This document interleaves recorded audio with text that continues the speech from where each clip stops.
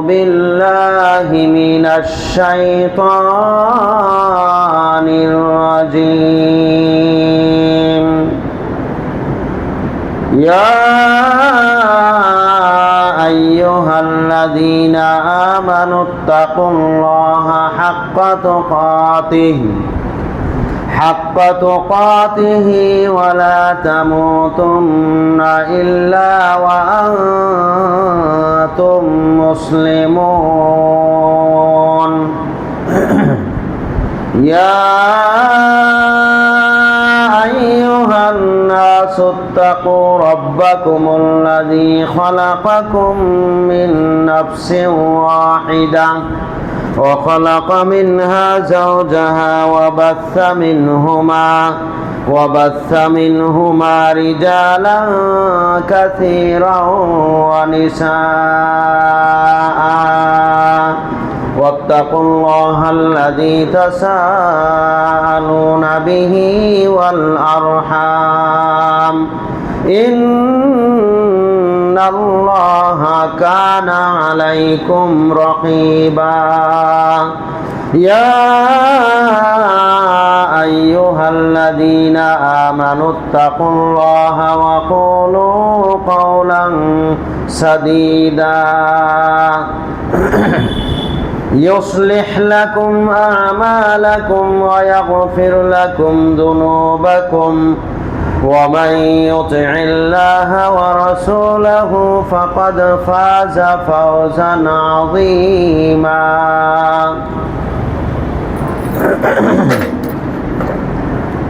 أما بعد فقد قال الله تعالى في كلامه المجيد بعد أعوذ بالله من الشيطان الرجيم فمن يرد الله أن يهديه يشرح صدره للإسلام ومن يرد أن يضله يجعل صدره ضيقا حرجا كأنما يصعد في السماء كذلك يجعل الله الرجس على الذين لا يؤمنون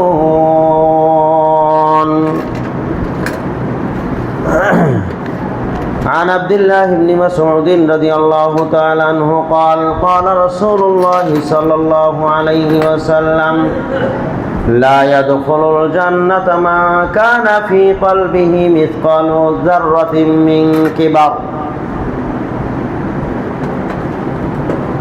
قال رجل إن الرجل يحب أن يكون ثوبه حسنا ونعله حسنة قال صلى الله عليه وسلم إن الله جميل يحب الجمال الكبر بطر الحق وغمط الناس رواه مسلم وعن حارثة بن وهب الخزاعي رضي الله تعالى عنه قال سمعت النبي صلى الله عليه وسلم يقول ألا أخبركم بأهل الجنة كل ضعيف متضعف لو أقسموا على الله لأبره ألا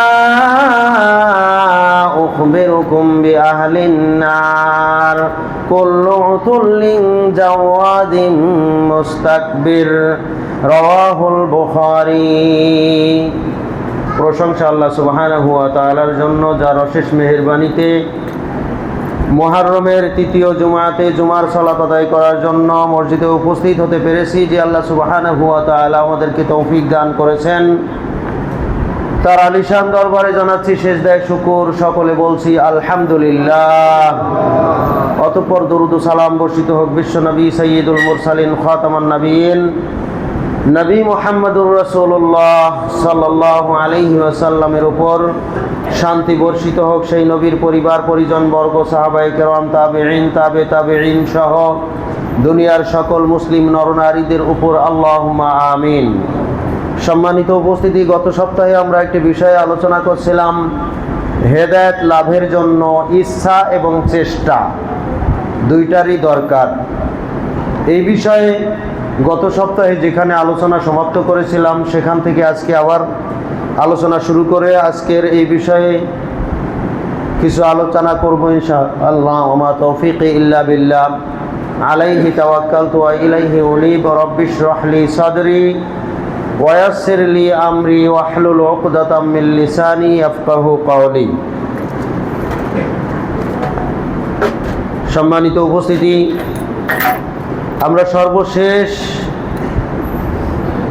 আলোচনায় বলতেছিলাম যে হেদায়েত লাভের জন্য আমাদের নিজস্ব ইচ্ছা এবং চেষ্টার প্রয়োজন। হেদায়েত লাভ ছাড়া দুনিয়াতে যেমন কেউ সফল হতে পারে না, পরকালেও কেউ মুক্তি পাবে না, সফল হতে পারবে না। কারণ আমরা যেটাকে সফলতা বুঝি, সফলতা জানি, সেটা সফলতা নয়। আমরা সফলতা মনে করি কি, দুনিয়াতে যে ভালোভাবে প্রতিষ্ঠিত হতে পারে, যার ধন সম্পদ গাড়ি বাড়ি আছে, সেই সফল। কিন্তু আল্লাহর দৃষ্টিতে সফল হচ্ছে ওই ব্যক্তি যে পরকালে মুক্তি পাবে, নাজাত পাবে।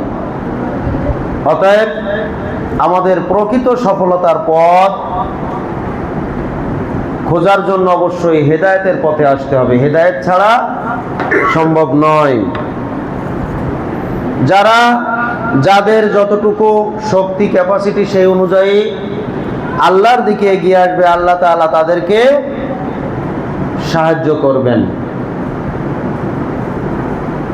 এ প্রসঙ্গে বিশ্বনবী মুহাম্মদুর রাসূলুল্লাহ সাল্লাল্লাহু আলাইহি ওয়াসাল্লামের একটি হাদিস, যে হাদিসটি হাদিসে কুদসি, আবু যর রাদিয়াল্লাহু তাআলা আনহু যে হাদিসটি বর্ণনা করেছেন, যে হাদিসে সরাসরি আল্লাহ তাআলা বলেছেন, যে ব্যক্তি আমার পথে এক বিঘত পরিমাণ অগ্রসর হবে, আমি তার দিকে এক হাত এগিয়ে যাব। সুবহানাল্লাহ।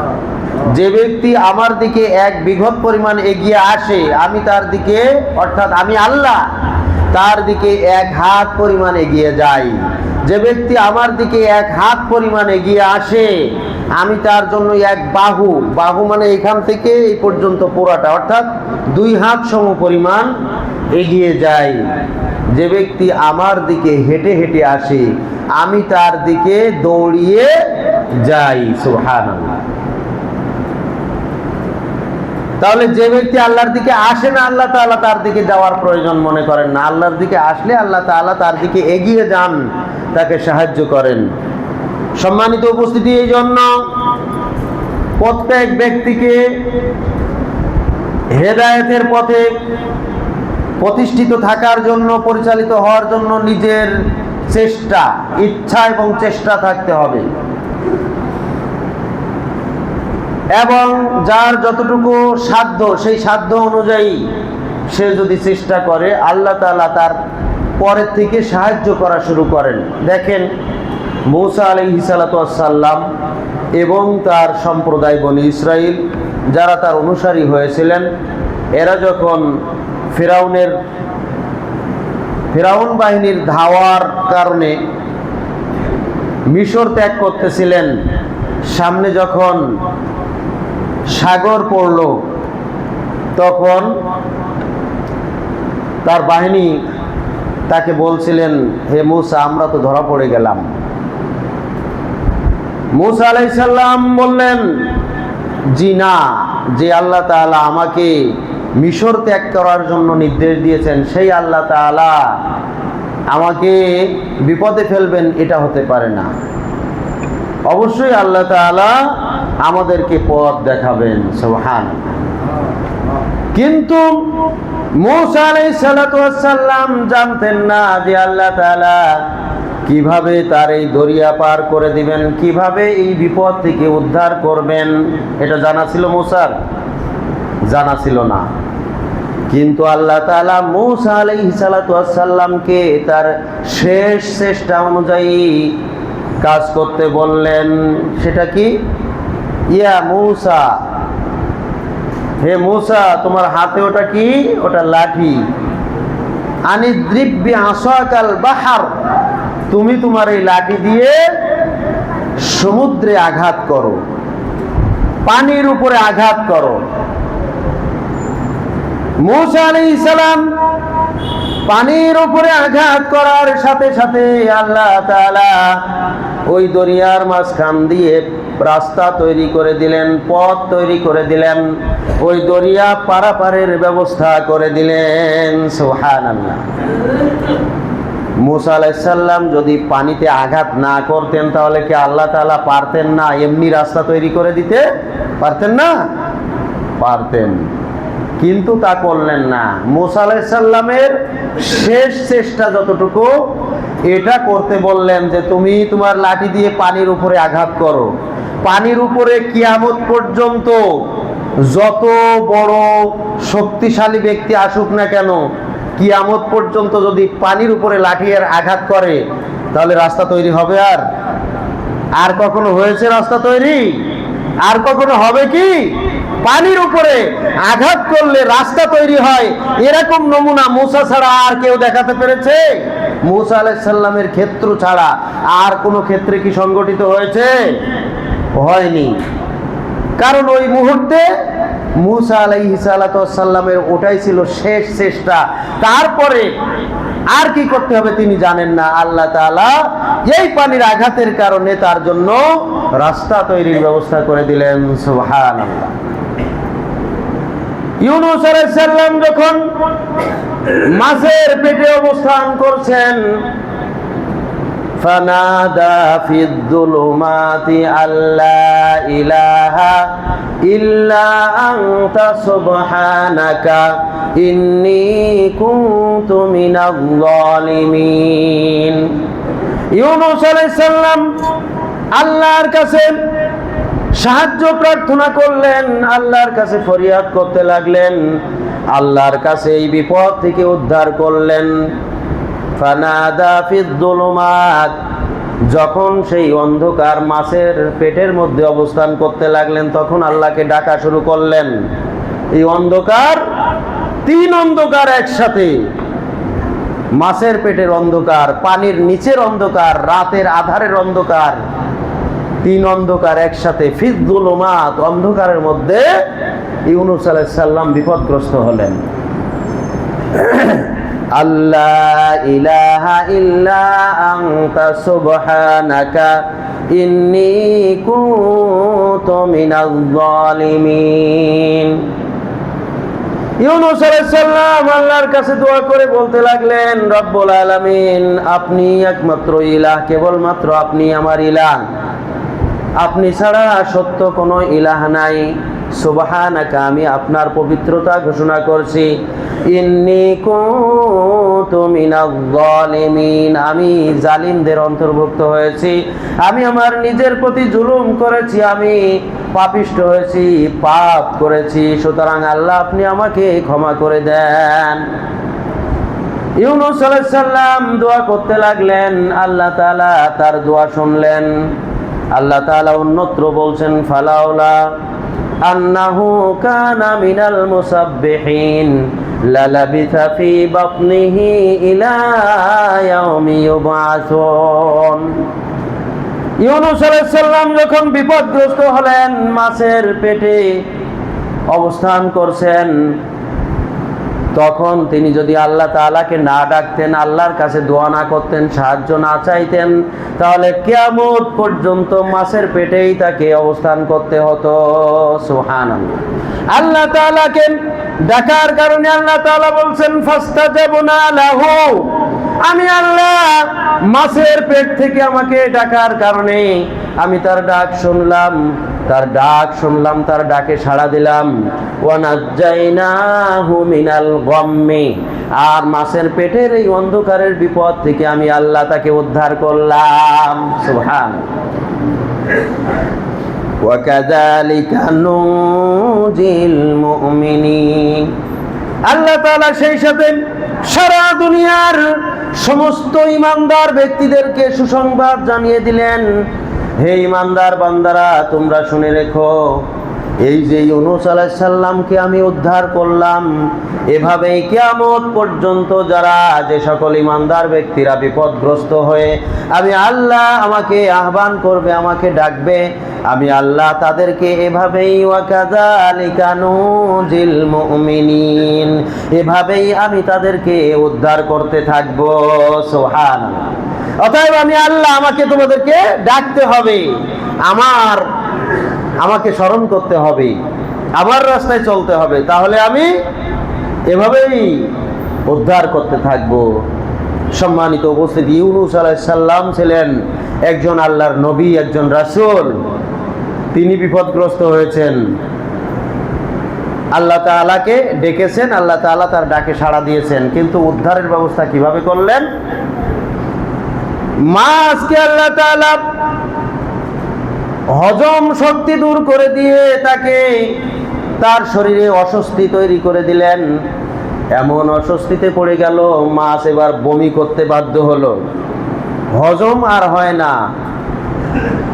ইউনূস আলাইহিস সালাম তিনি জীবিত আছেন মাছের পেটেই, এখন হজম হবে না, অস্বস্তি বোধ করতে লাগলেন। যতক্ষণ বমি না করতে পারবেন ততক্ষণ মাছ আর স্বস্তি পাবে না। এই জন্য তাকে একটা কাঠের উপরে, তক্তার উপরে বমি করে ফেলে দিলেন। এরপরে আল্লাহ তাআলা আস্তে আস্তে তাকে সুস্থ করে উদ্ধার করলেন। আল্লাহ তাআলা এত বড় একজন নবী, তাকে কি সরাসরি মাছের পেট থেকে উদ্ধার করে নিয়ে আসতে পারতেন না? কিন্তু আল্লাহ তাআলার সিস্টেম হচ্ছে এভাবেই মাছ বমি করে ফেলে দিবে, তারপরে আস্তে আস্তে তাকে বাঁচাবে। আর আল্লাহ তাআলার সিস্টেম হচ্ছে ইউনূস আলাইহিস সালাম এমন বিপদগ্রস্ত হয়েছেন, এই বিপদের সময় তার কোনো করণীয় নাই। এই অবস্থায় তাকে ডাকতে হবে কাকে? আল্লাহকে ডাকতে হবে। এছাড়া তার কোনো চেষ্টা নাই, তার কোনো গতি নাই। এটাই হচ্ছে তার চেষ্টা। অতএব বোঝা গেল আমাদেরকেও শেষ চেষ্টা করতে হবে এবং আল্লাহর কাছে সাহায্য চাইতে হবে, তাহলে আল্লাহ তাআলা আমাদেরকেও উদ্ধার করবেন। সম্মানিত উপস্থিতি, এই যে মসজিদ, এই মসজিদকে আমরা বলি আল্লাহর ঘর, কিন্তু তৈরি করে কারা? আমরাই তো তৈরি করি, আমাদের টাকা দিয়েই তো তৈরি হয়, কিন্তু এটাকে বলা হয় কি? আল্লাহর ঘর। আল্লাহর ঘর, এটা কি আল্লাহ তাআলা তৈরি করে দিতে পারতেন না? কিন্তু আমাদের মাধ্যমে তৈরি করে নিচ্ছেন কেন? আমাদেরকে চেষ্টা করতে বলেছেন। একদিকে যেমন দুনিয়ার প্রয়োজন মেটাবো, আর একদিকে আল্লাহর পথেও খরচ করব। তার জন্য আমরা চেষ্টা করব আমাদের হাত দিয়ে আল্লাহ তাআলা তার ঘর বানিয়ে নেবেন। এটা হচ্ছে আমাদের চেষ্টা। ইচ্ছা করলে আল্লাহ তাআলা তার ঘর তিনি নিজ হাতে এখানে স্থাপন করতে পারতেন। তিনি এই দায়িত্ব, এই ব্যবস্থা তিনি করেননি, আমাদের মাধ্যমে চেষ্টা করতে বলেছেন। মারিয়াম আলাইহিস সালাতু ওয়াস সালাম যখন গর্ভবতী হলেন, ঈসা আলাইহিস সালাম তার পেটে চলে আসলো। ঈসা আলাইহিস সালাম আল্লাহর একজন রাসূল, তিনি একজন নবী, একজন রাসূল, আল্লাহর পক্ষ থেকে প্রেরিত দূত। আল্লাহ তাআলা ইচ্ছা করলে সরাসরি আল্লাহ ঈসা আলাইহিস সালামকে কি আকাশ থেকে পাঠাতে পারতেন না? কেন মারিয়াম আলাইহিস সালামকে আবার বিপদগ্রস্ত করতে গেলেন? এটা কত বড় বিপদ একটু কল্পনা করে দেখেন। একজন নারী, একজন মহিলা, সে হঠাৎ করে, তার সাথে কারো বিবাহ হয়নি, কোনো পুরুষের সাথে তার কোনো সম্পর্ক নাই, অথচ হঠাৎ করে গর্ভবতী হয়ে গেছেন। এটা মানুষ কোন দৃষ্টিতে দেখবে? একজন নারী, অবিবাহিত নারী হঠাৎ করে গর্ভবতী হয়েছে, এটা মানুষ কোন দৃষ্টিতে দেখবে? ভালো দৃষ্টিতে না খারাপ দৃষ্টিতে? অবশ্যই খারাপ দৃষ্টিতে দেখবে। তাহলে মারিয়ামের মতো এত একজন সম্মানী ব্যক্তি, তাকে আল্লাহ তাআলা এরকম একটা জটিল সমস্যার সম্মুখীন কেন করলেন? মারিয়াম আলাইহিস সালামকে এই জটিল সমস্যার সম্মুখীন যেমনই করেছেন, তেমনি এই বিপদ থেকে উদ্ধারও তিনি করার ব্যবস্থা করেছেন তার কিছু চেষ্টার মাধ্যমে। সুবহানাল্লাহ। আল্লাহ তাআলা ইচ্ছা করলে ঈসা আলাইহিস সালামকে সরাসরি আকাশ থেকে দুনিয়াতে প্রেরণ করতে পারতেন, কিন্তু মারিয়ামের গর্ভের মাধ্যমে প্রেরণ করে মারিয়ামের কিছু চেষ্টার কথা, ইচ্ছা এবং চেষ্টার কথা আল্লাহ তাআলা তুলে ধরেছেন। মারিয়াম আলাইহিস সালাম যখন এলাকায় থাকতে পারলেন না, এলাকাবাসী তাকে বিতাড়িত করল। এমন দূরে, এমন নির্জন প্রান্তরে তিনি চলে গেলেন যেখানে তিনি ছাড়া আর কেউ নাই, অথচ তিনি একজন গর্ভবতী নারীর পাশে সবসময় তার স্বামী থাকে, তার শাশুড়ি থাকে, পার্শ্ববর্তী আত্মীয় স্বজনরা তাকে বিভিন্ন পরামর্শ দেয়। বাচ্চা হওয়ার একেবারে কাছাকাছি সময়ে সবাই একটু টেনশনে থাকে। আর এই অবস্থায় মারিয়াম সম্পূর্ণ একা এমন এক নির্জন প্রান্তরে, যেই প্রান্তরে তার সাহায্য করার কেউ নাই, তার কাছে কোনো খাবার নাই, তার কাছে কোনো পানীয় নাই, তার কি খেয়ে বাঁচবে সেই ব্যবস্থাও নাই। এবার আল্লাহ তাআলা মারিয়ামকে বললেন, হে মারিয়াম, ওয়াহুজ্জি ইলাইকি বিজিজিন নাখলা, এই যে একটা খেজুর গাছ দেখতে পাচ্ছ, এই খেজুর গাছের গোড়ায় যাও, এর গোড়ায় গিয়ে এর গোড়া ধরে গাছটা নাড়া দাও। আচ্ছা, খেজুর গাছের গোড়া ধরে নাড়া দিলে খেজুর গাছ কি নড়ে? খেজুর গাছ কি নড়বে? কিয়ামত পর্যন্ত খেজুর গাছের গোড়া ধরে ঝাঁকুনি দিলে কেউ নাড়াতে পারবে? নারিকেল গাছের গোড়া ধরে কেউ যদি ঝাঁকুনি দেয়, নারিকেল গাছ কি নড়বে?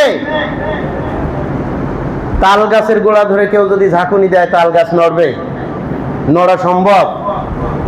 অথচ আল্লাহ তাআলা বলছেন, ওয়াহুজ্জি ইলাইকি বিজিজিন নাখলা, এই যে খেজুর গাছ দেখতেছো, এই খেজুর গাছের গোড়া ধরে তুমি নাড়া দাও, তাহলে কি হবে?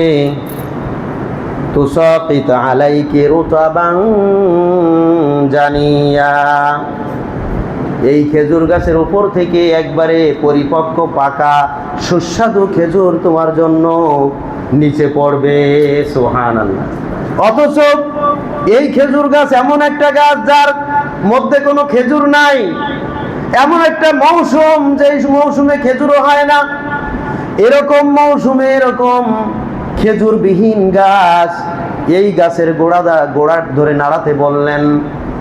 আর আল্লাহ তাআলা বলছেন যে ওই গাছের উপর থেকে একবারে টসটসে খেজুর তোমার জন্য পড়বে। সুবহানাল্লাহ। তার মানে হচ্ছে তোমার এই খাদ্য খাবারের জন্য চেষ্টা করো, চেষ্টা ছাড়া আল্লাহ তাআলা এমনিতে দিবেন না, তোমাকে কিছুটা হলেও চেষ্টা করতে হবে। মারিয়াম আলাইহিস সালাম কোন রকমে গাছের গোড়ায় গেলেন, কষ্ট করে গেলেন। যাওয়ার পরে প্রচন্ড ক্ষুধায় নড়তে পারেন না, হাঁটতে পারেন না, কষ্ট করে গেলেন, গিয়ে খেজুরের গোড়া ধরে নাড়া দিলেন। গাছটা ঝাঁকুনি দেওয়ার মালিক কে? গোড়া ধরে তার সাধ্য অনুযায়ী একটু নাড়ানোর চেষ্টা করলেন, কিন্তু আল্লাহ তাআলা ঝাঁকুনি দিয়ে দিলেন। শুধু ঝাঁকুনি নয়, ফলও আল্লাহ তাআলা গাছে মুহূর্তের জন্য দিয়ে দিলেন। এমন ঝাঁকুনি শুরু হলো, ঝাঁকুনির কারণে আমরা যেমন প্রচন্ড ফলওয়ালা ডাল ঝাঁকুনি দিলে যেমন অসংখ্য ফল নিচে ঝরে পড়ে, এমনি ভাবে ঝরঝর করে টসটসে খেজুরগুলো নিচে পড়তে লাগলো। সুবহানাল্লাহ। আল্লাহ তাআলা বলছেন, কুলি ওয়াশরাবি ওয়াকররি আইনা, তুমি এখন খাও, তুমি এখন পান করো, আর অন্তরের প্রশান্তি লাভ করো, তোমার নয়ন জোড়াও, তুমি খাও, তৃপ্তি সহকারে খেতে থাকো। সুবহানাল্লাহ। বলছিলাম মারিয়াম আলাইহিস সালাম তিনি চেষ্টা করেছেন, আল্লাহ তাআলা খেজুরবিহীন অসময়ে অর্থাৎ আনসিজনে খেজুর দান করলেন।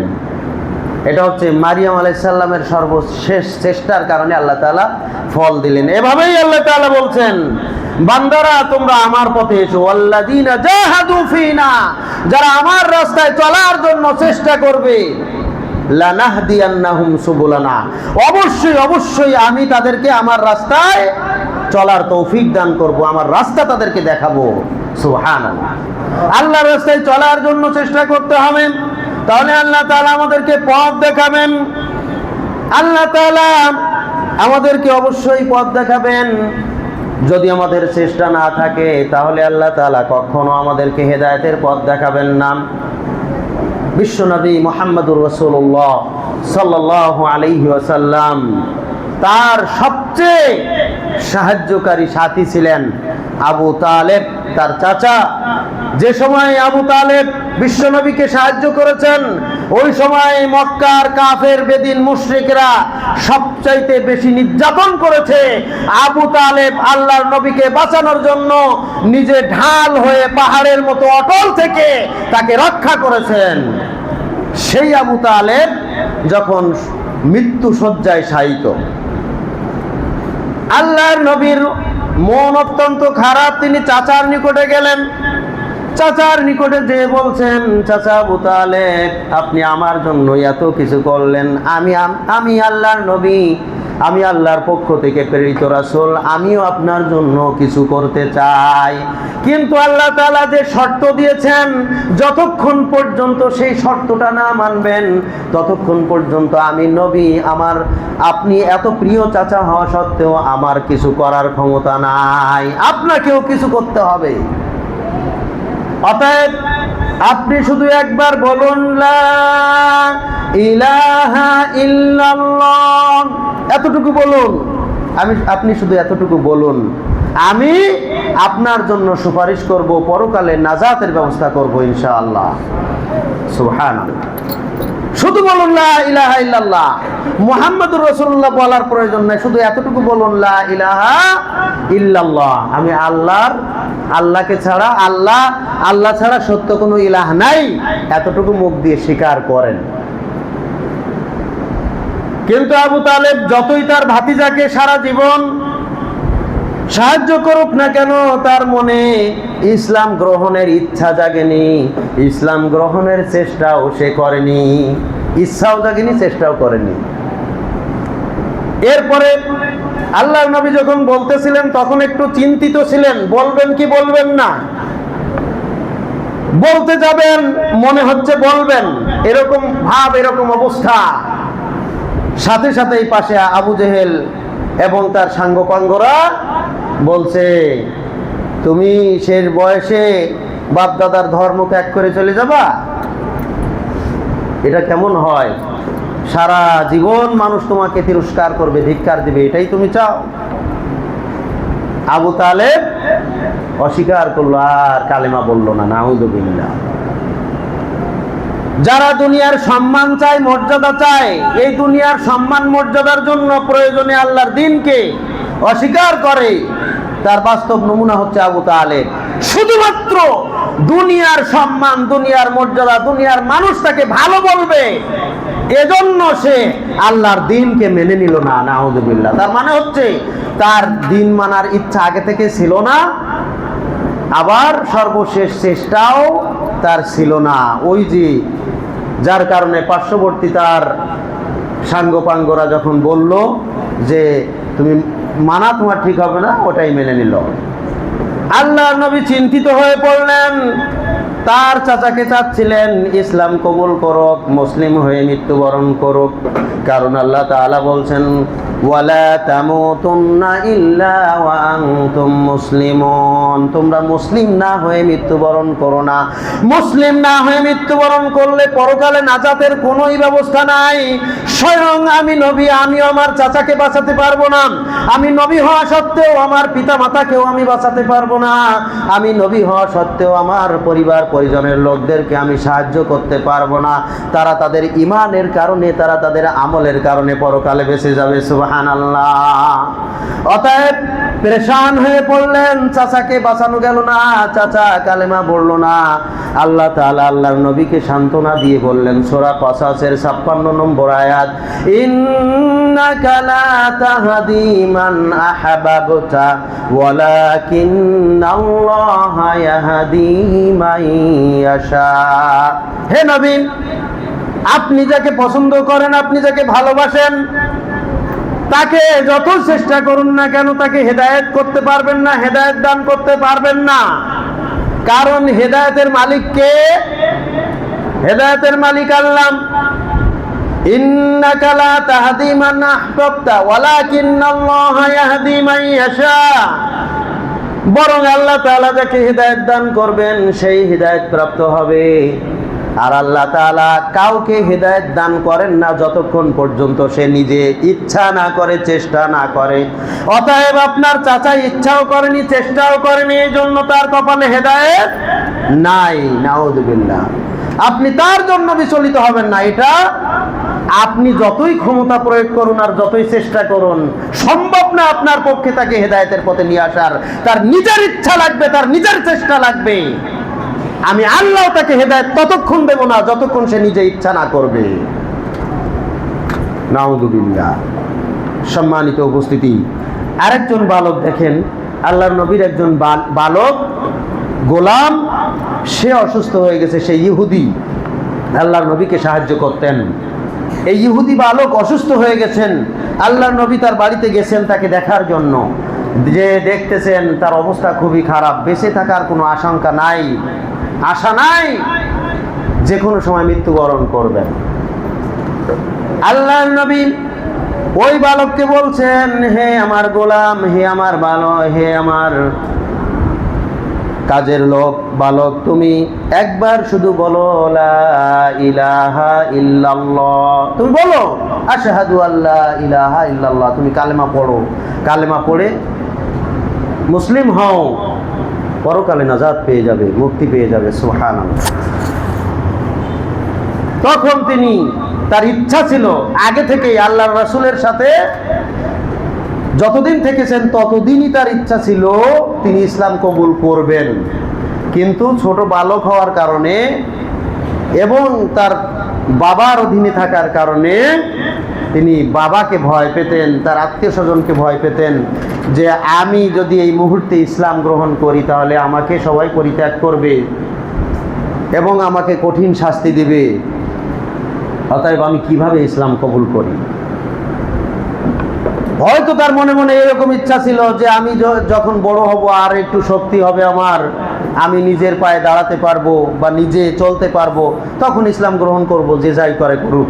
এরকম হয়তো ইচ্ছা থাকতে পারে, যার কারণে এতদিন ইসলাম কবুল করেননি। কিন্তু আজকে মৃত্যুশয্যায় শায়িত, তিনি, তার বাঁচার কোনো ইচ্ছা নাই। তিনি এখন চাচ্ছেন ইসলাম গ্রহণ করবেন, এজন্য আশেপাশে তাকাচ্ছেন, বারবার তার বাবার দিকে তাকাচ্ছেন যে তার বাবা কি বলে। তখন তার বাবা ছেলের মনোভাব বুঝতে পেরে, তার বাবা বুঝতে পারলেন ছেলে চাচ্ছে বলতে, কিন্তু আমরা যদি আবার তাকে ধমক দেই, তাকে বসাই, এই ভয়ে তিনি বলতেছেন না। তখন তার বাবা বললেন, আতে আবুল কাসেম, তুমি আবুল কাসেম এর কথা মেনে নাও, তিনি যা বলছেন তা তুমি মেনে নাও। সুবহান। বালকটি এবার আল্লাহর নবীর সাথে বললেন, আশহাদু আল্লা ইলাহা ইল্লাল্লাহু ওয়া আশহাদু আন্না মুহাম্মাদান আবদুহু ওয়া রাসূলুহু। এই কালেমা পড়লেন। কালেমা পড়ার পরে কিছুক্ষণ পরেই তার মৃত্যু হয়ে গেল। আল্লাহর দরবারে চলে গেলেন। ইন্না লিল্লাহি ওয়া ইন্না ইলাইহি রাজিউন।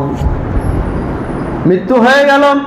মৃত্যু হওয়ার পরে আল্লাহর নবী এবার যখন সেখান থেকে ফিরে যাচ্ছেন, তার বাড়ির উদ্দেশ্যে রওনা দিয়েছেন, তখন তিনি আল্লাহর শুকরিয়া আদায় করে বলছেন, আলহামদুলিল্লাহিল্লাযী আনকাযাহু বিয়া মিনান নার। ওই আল্লাহর শুকরিয়া আদায় করি, ওই আল্লাহর শুকরিয়া আদায় করছি যে আল্লাহ তাআলা আমি নবী আমার মাধ্যমে একজন জাহান্নামী ব্যক্তিকে জাহান্নাম থেকে মুক্ত করে জান্নাত দান করেছেন। সুবহানাল্লাহ। এটা ছিল ওই বালকের ইচ্ছা এবং তার বাবার অনুমতি। এটা ওই ইচ্ছার সাথে আল্লাহ তাআলা যোগ করে দিলেন। যেহেতু তার ইচ্ছা ছিল, তাই তার বাবার মনে আল্লাহ তাআলা দয়া সৃষ্টি করে দিলেন এবং তার মুখ থেকেই বলল, আতে আবুল কাসেম। সম্মানিত উপস্থিতি, তাহলে হেদায়েতের পথে চলার জন্য আপনার একান্ত ইচ্ছা আগে থাকতে হবে, ইচ্ছা থাকার প্রয়োজন। এরপরে আপনার চেষ্টা থাকতে হবে, তাহলে আপনি হেদায়েতের পথে চলতে পারবেন। এভাবেই আল্লাহ তাআলা বলছেন ফাআলহামাহা ফুজুরাহা ওয়া তাকওয়াহা, আমি মানুষকে চলার জন্য দুইটা পথ দেখিয়েছি, দুইটা পথ তাদের সামনে তুলে ধরেছি। কদ আফলাহা মান যাক্কাহা, অতঃপর যে ব্যক্তি নিজেকে পবিত্র রাখবে অর্থাৎ পাপ মুক্ত রাখবে, আল্লাহর বিধানকে মেনে নেবে, আল্লাহর বিধানের কাছে আত্মসমর্পণ করবে, সেই ব্যক্তি পরকালে সফল হয়ে যাবে। সুবহানাল্লাহ। ওয়া কদ খাবা মান দাসসাহা, আর যে ব্যক্তি নিজেকে কলুষিত করবে, যে পাপের সাথে নিজেকে যুক্ত করে ফেলবে, সেই পরকালে ব্যর্থ হবে, সেই ক্ষতিগ্রস্ত হবে। নাউযুবিল্লাহ। আল্লাহ তাআলা আরো বলছেন ওয়া হাদাইনাহুন নাজদাইন, আমি মানুষকে চলার জন্য দুইটা রাস্তা দেখিয়েছি, একটা ভালো রাস্তা আর একটা খারাপ রাস্তা। সে তার ইচ্ছা এবং চেষ্টা দিয়ে যে রাস্তায় চলতে চাবে আমি সেই রাস্তায় তাকে চালাবো। সে যদি ইচ্ছা করে চেষ্টা করে খারাপ রাস্তায় চলার, আদৌ কশ্চিনকালেও সে ভালো রাস্তা পাবে না, কারণ তার ইচ্ছাই হচ্ছে খারাপ রাস্তায় চলার। আমি তাকে খারাপ রাস্তায় চলার জন্য সাহায্য করব। আবার আর একজন ব্যক্তি যদি সে ভালো হয়ে চলতে চায়, ভালো পথে চলার জন্য ইচ্ছা করে চেষ্টা করে, আমি আল্লাহ তাআলা তাকে ভালো পথে চলার তৌফিক দান করব। সুবহানাল্লাহ। আল্লাহ তাআলা আরো বলছেন ইন্না হাদাইনাহুস সাবিলা, আমি মানুষদেরকে দুইটা রাস্তা দেখিয়েছি, ইম্মা শাকিরা ওয়া ইম্মা কাফুরা। একটা হচ্ছে আল্লাহর শুকর আদায় করার রাস্তা, আর একটা হচ্ছে কুফরি করার রাস্তা। সে এখন তার ইখতিয়ার, সে কোন পথে চলতে চায়, যে পথে সে চলতে চায় আমি তাকে সেই পথে চালাবো। এটা হচ্ছে আমাদের ইচ্ছা। সম্মানিত উপস্থিতি, এভাবেই আল্লাহ তাআলা তার ইচ্ছা অনুযায়ী, বান্দার ইচ্ছা অনুযায়ী সে যে পথে চলবে তাকে আল্লাহ তাআলা সেই পথে চলবেন। এভাবেই আল্লাহ তাআলা বলছেন ফামান ইউরিদিল্লাহু আন ইয়াহদিয়াহু ইয়াশরাহ সাদরাহু লিল ইসলাম, যাকে আল্লাহ তাআলা হিদায়াতের রাস্তায় চলার তৌফিক দান করেন, যাকে আল্লাহ তাআলা ইচ্ছা করেন হিদায়াতের পথে পরিচালিত করার, তার অন্তরটাকে ইসলামের জন্য প্রশস্ত করে দেন, ইসলামের জন্য অনেক বড় করে দেন। সুবহানাল্লাহ। এখন ইসলাম মানা তার জন্য খুবই সহজ হয়ে যায়। কি জন্য? ওই যে আল্লাহ তাআলা তাকে এখন হিদায়াতের পথ সহজ করে দিয়েছেন। তার ইচ্ছা ছিল, তার চেষ্টা ছিল, তাই আল্লাহ তাআলা তার হিদায়াতের পথে চলার জন্য তার অন্তরটাকে প্রশস্ত করে দিয়েছেন, বড় করে দিয়েছেন, যার কারণে এখন আল্লাহ তাআলার প্রত্যেকটি বিধান পালন করা তার জন্য খুবই সহজ হয়ে যায়। সুবহানাল্লাহ। ওয়া মান ইউরিদা ইউদিল্লাহু, আর আল্লাহ তাআলা যাকে গোমরাহির পথে পরিচালিত করতে চান, আল্লাহ তাআলার ইচ্ছায় চলে না, কিন্তু এটা বান্দার নিজের ইচ্ছায় চেষ্টায় গোমরাহির পথে চলে, তাই আল্লাহ তাআলা তাকে এই গোমরাহির পথে পরিচালিত করেন। আর আল্লাহ তাআলা যাকে গোমরাহির পথে পরিচালিত করেন, ইয়াজাল সাদরাহু দায়িকা, তখন তার অন্তরটাকে ইসলামের জন্য সংকীর্ণ করে দেন, অত্যন্ত ছোট করে দেন, অত্যন্ত শক্ত করে দেন, কঠিন করে দেন, অন্তরটাকে কঠিন করে দেন, শক্ত করে দেন। দায়িকান হারাজান কান্নামা ইয়াসআদু ফিস সামা, এখন ইসলাম মানা, ইসলামের হুকুম পালন করা তার জন্য এত কঠিন হয়ে পড়ে, যেমন আকাশে আরোহণ করা মানুষের জন্য দুঃসাধ্য, কঠিন, এরকম কঠিন তার জন্য হয়ে পড়ে কি? ইসলাম মেনে চলা, ইসলামের বিধান মেনে চলা। সম্মানিত উপস্থিতি, আপনি কোন পর্যায়ে আছেন একটু ভাবুন। আপনি, আপনার অন্তরটা কোন পর্যায়ে আছে? আপনার অন্তর যদি ইসলামের মতো কঠিন, আপনার অন্তর যদি পাথরের মতো কঠিন হয়ে যায়, ইসলাম মানা আপনার জন্য কষ্টকর হয়ে যায়, তাহলে অবশ্যই অবশ্যই আপনি গোমরাহির পথে রয়েছেন। আল্লাহ তাআলা বলছেন সূরা নামের 125 নম্বর আয়াত। আর আপনার ইসলাম মানা যদি সহজ হয়ে যায়, তাহলে আপনি হেদায়েতের পথে আছেন। সুবহানাল্লাহ। অতএব আপনার অন্তর যদি এখনো ইসলাম মানার জন্য, সালাত আদায়ের জন্য মন তৈরি না হয়, তাহলে আপনি গুমরাহির পথে আছেন, নিশ্চিতভাবে গুমরাহির পথে আছেন। এই গুমরাহির পথ থেকে ফিরে আসার জন্য আপনার একান্ত ইচ্ছা এবং চেষ্টার দরকার। আল্লাহ তাআলা বলছেন ওয়াস্তাঈনু বিস-সাবরি ওয়াস-সালাহ, তোমরা সালাতের মাধ্যমে এবং ধৈর্যের মাধ্যমে আল্লাহর কাছে সাহায্য প্রার্থনা করো। ওয়া ইন্নাহা লাকাবীরাতুন ইল্লা আলাল খাশিঈন, এই যে সবর করা, সালাত আদায় করা, এগুলি অনেক বড় কাজ, অনেক কঠিন কাজ। কাদের জন্য? যাদের অন্তরটা ইসলামের জন্য সংকীর্ণ হয়ে গেছে, মনটা পাথরের মতো শক্ত হয়ে গেছে, তাদের অন্তর দিয়ে আল্লাহর বিধান মানা অনেক কঠিন, অনেক। ওয়াইন্নাহা লাকাবীরা, এটা অনেক দুঃসাধ্য ব্যাপার, অনেক বড় ব্যাপার। কিন্তু সহজ কাদের জন্য? ইল্লা আলাল খাশিরিন, আল্লাহর বিধানের কাছে যারা আত্মসমর্পণ করতে পেরেছে তাদের জন্য খুবই সহজ। সুবহানাল্লাহ, এদের কাছে মোটেও কঠিন নয়।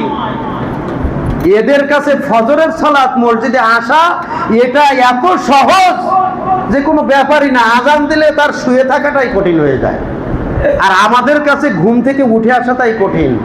আর ইমানদার ব্যক্তির বৈশিষ্ট্য হচ্ছে আজান দিলে শুয়ে থাকাই কঠিন, এখন তাকে মসজিদে আসতেই হবে।